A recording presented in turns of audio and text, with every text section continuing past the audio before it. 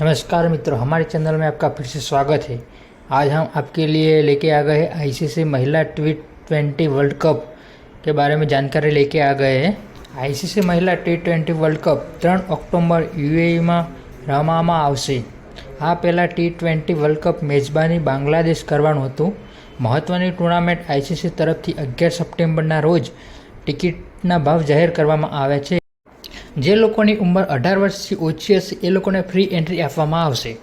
મિત્રો, આપને જણાવી દઈએ કે આ પહેલાં મહિલા T20 વર્લ્ડ કપની મેજબાની બાંગ્લાદેશ કરવાનું હતું, પરંતુ રાજનૈતિક કારણોસર સુરક્ષાને ધ્યાનમાં રાખીને આ ટુર્નામેન્ટનું આયોજન યુએઈમાં કરવામાં સમગ્ર ટુર્નામેન્ટની મેચો શારજાહ અને દુબઈના મેદાનમાં રમાવામાં આવશે।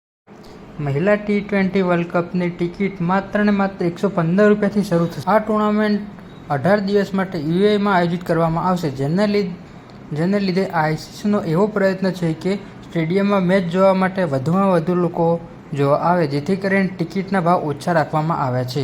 મિત્રો, આપને જણાવી દઈએ કે આ ટુર્નામેન્ટની અંદર કુલ 10 ટીમો ભાગ લઈ રહી છે, જે ગ્રુપને 5-5 ગ્રુપમાં વહેંચવામાં આવશે, જેમાં ગ્રુપ એની અંદર ભારત, પાકિસ્તાન, શ્રીલંકા, ઓસ્ટ્રેલિયા અને ન્યૂઝીલેન્ડની મહિલા ટીમનો સમાવેશ કરવામાં આવ્યો છે।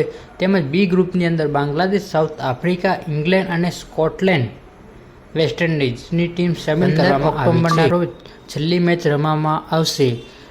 બંને ગ્રુપમાંથી ટોપ 2 ટીમ રહેનારી ટીમને સીધી સેમીફાઇનલમાં પોતાનું સ્થાન બનાવી લેશે।